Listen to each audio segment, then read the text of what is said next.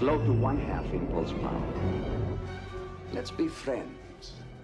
Slowing to 1/2 impulse power. The USS Reliant, Miranda-class vessel. Bet you guys did not know that the Reliant had an identical design of the bridge to the USS Enterprise. They were essentially the same bridge, except the chairs were given brown upholstery, and an extra ceiling piece was added.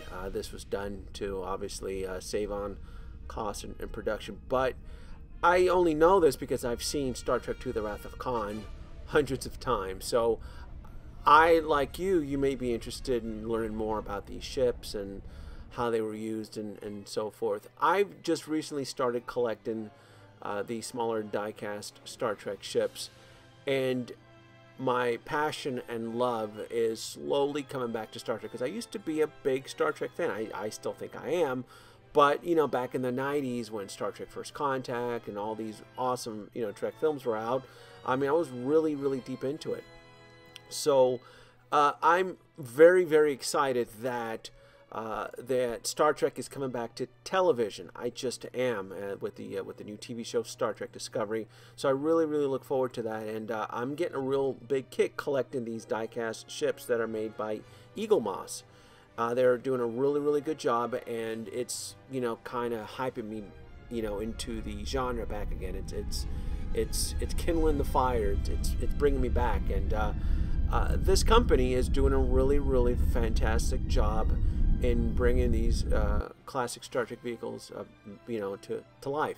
That is not the Enterprise. That is the USS Yorktown, which is the special edition version that EagleMoss is offering currently direct through them. This was very common back in the 60s, where they would use the exact Enterprise model, because it was really expensive, and what they would do, they would just redress it with the name, and they would maybe change the badge number and so forth. But like I said, this is just something that was just very common in using the Enterprise in multiple times. Here's a quick fun fact: the USS Reliant was the first time you got to see another Starfleet ship, meaning that we had only been subjected to the Enterprise as a Starfleet ship. So the USS Reliant is the second time. This right here, what you're looking at, is the Hot Wheels version, and I'm bringing this in here because a lot of folks are going to say, well, we've collected die-cast ships before, and Hot Wheels did a really good job. But when you put them in comparison, you can see that the EagleMoss is more of a higher definition versus the Hot Wheels. Hot Wheels is a die-cast model, so is EagleMoss. The big difference is detail. We, as collectors, as we evolve, we want details. So it's kind of cool that we can experience this type of definition.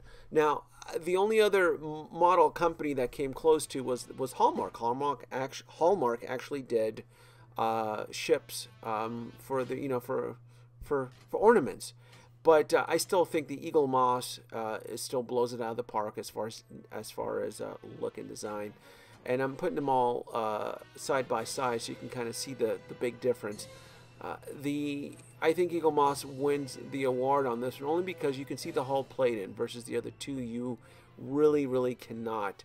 So this is really cool. I like EagleMoss. I like what they're doing with their ships. I like the magazines, and I like the little fun facts that they include. One particular was that the USS Reliant was meant to be upside down, or it's really weird. In fact, if you look at the production designs, I guess apparently the production designer read the blueprints wrong, and the USS Reliant is supposed to be upside down. Isn't that just cool? I mean, that's a little fun fact. I didn't know that.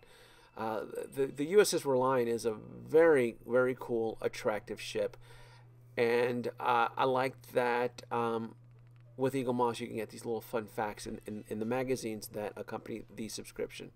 So if you'd like to learn more, check them out.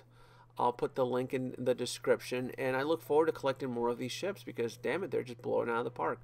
USS Reliant, very badass ship. Guys, thanks for watching. Denobi2 here. See you next time.